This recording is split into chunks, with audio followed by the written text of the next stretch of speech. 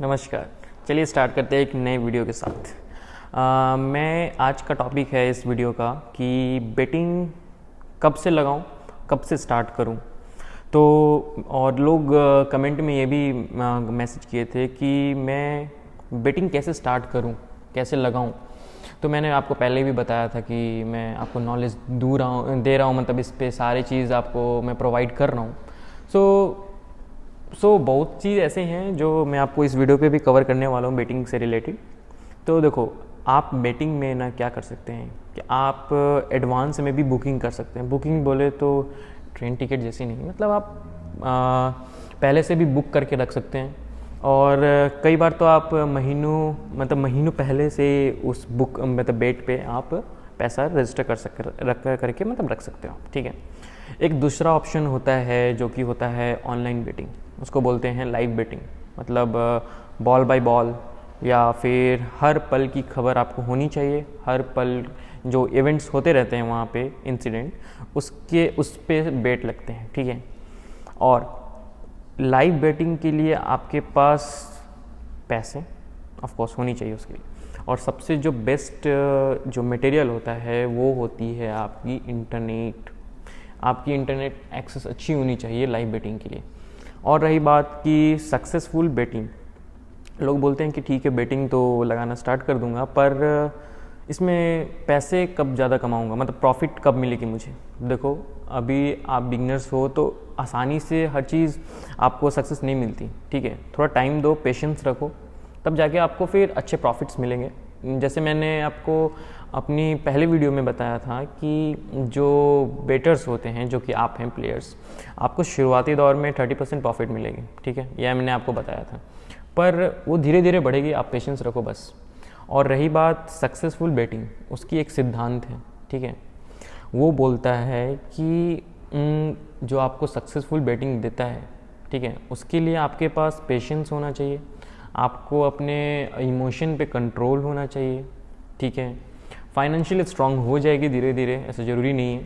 और आपको हर चीज़ का एकदम परफेक्ट नॉलेज होनी चाहिए।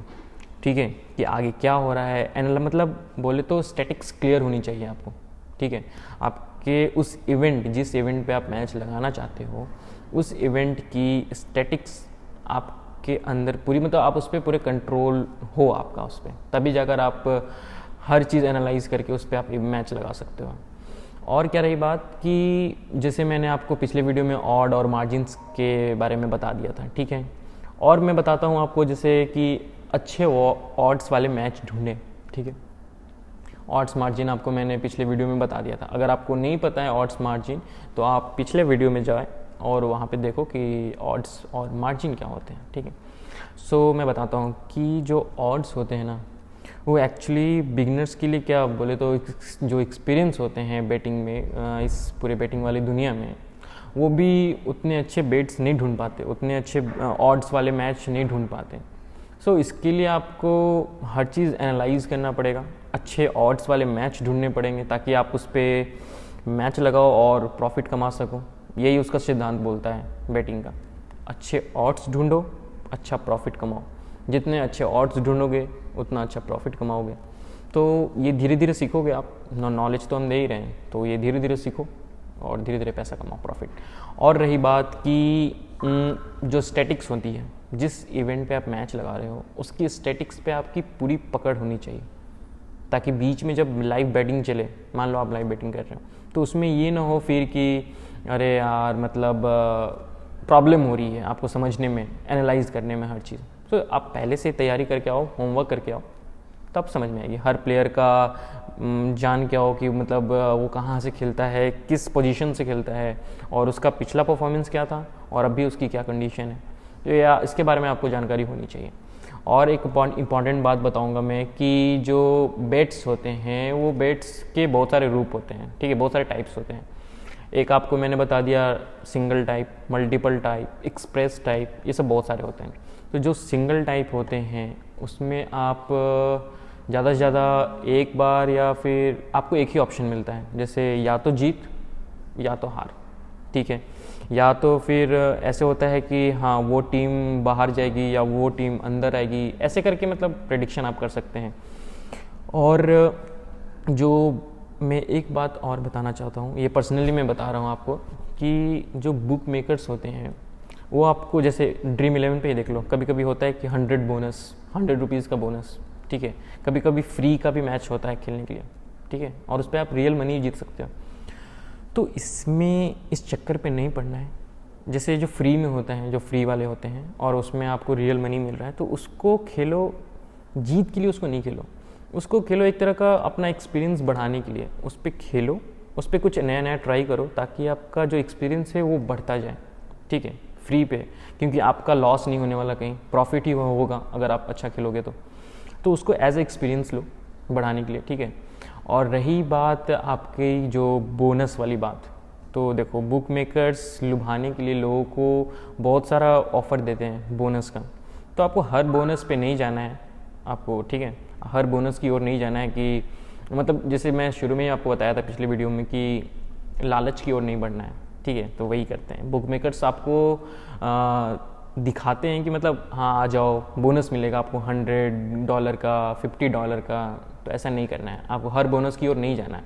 ऐसा नहीं बोल रहा हूँ मैं कि मतलब बोनस लेना ही नहीं है, बोनस लो पर ज़्यादा नहीं, ठीक है। और एक इम्पॉर्टेंट बात उन लोगों के लिए जो अभी नए प्लेयर हैं बेटिंग की दुनिया में, उनको बता दूं कि आप एक्सपर्ट्स के एडवाइस लें, ठीक है। आप एक्सपर्ट्स की एडवाइस आपको लेनी पड़ेगी। आप बिगिनर्स हो तो एक्सपर्ट्स के टच में रहो, उनसे चैट करो, कोई भी प्रॉब्लम हो आपको, टेलीग्राम पे या यूट्यूब पे, इंस्टाग्राम पे, मैसेंजर पे, हर जगह चैनल है, आप वहाँ पे मैसेज करो, ठीक है। आप एक्सपर्ट्स के कांटेक्ट में रहोगे, एक्सपर्ट्स आपको लाइव टू लाइव नॉलेज देते रहेंगे, बताते रहेंगे, प्रेडिक्शन में भी मदद करेंगे आपको। अब सब चीज़ तो आपको दे नहीं सकते ना, तो प्रेडिक्शन में भी मदद करेंगे, क्योंकि उनकी एक्सपीरियंस है, वो आपके साथ शेयर ज़रूर करेंगे, ठीक है। और मैं एक बात और बताऊंगा कि जो बुक मेकर्स होते हैं बहुत सारे हैं मार्केट में, ठीक है। तो मैं ये नहीं बोलूँगा कि आप एक ही के साथ टिके रहो, ठीक है। आप मतलब एक बुक मेकर के साथ रजिस्ट्रेशन कर लिया और बस उसी से पैसे कमा रहे हैं, नहीं। आप जितने भी बुक मेकर्स हैं, आपको जो अच्छे लगते हैं आपकी खुद की नॉलेज के साथ, आप सब पे रजिस्ट्रेशन करो, सब पे मैच खेलो, ठीक है। क्योंकि कुछ क्या होता है कि कुछ इवेंट पे कुछ बुक मेकर्स का अच्छा नॉलेज होता है, अच्छा पकड़ होता है, तो आपको वो दूसरे बुक मेकर्स से कहीं ज़्यादा अच्छा नॉलेज देंगे, ठीक है, और आपके वहाँ पे जीतने के चांस बढ़ जाते हैं।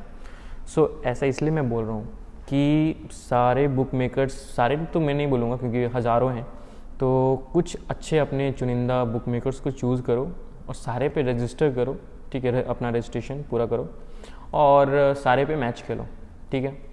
और मैं बताता हूँ उन स्पोर्ट्स इवेंट पे बात करते हैं, या फिर उन स्पोर्ट्स में मैं बताना चाहूँगा तुम्हें कि मैच खेलो जिस पे आपकी पकड़ हो, उस स्पोर्ट्स की आपकी पकड़ हो, ठीक है। जैसे आप मान लो क्रिकेट खेलते हो, तो ज़्यादा क्रिकेट वाले जो बेटिंग होते हैं, स्पोर्ट्स इवेंट्स होते हैं, उन पे मैच लगाओ, क्योंकि आपको उन पे कम मेहनत करनी पड़ेगी, ठीक है।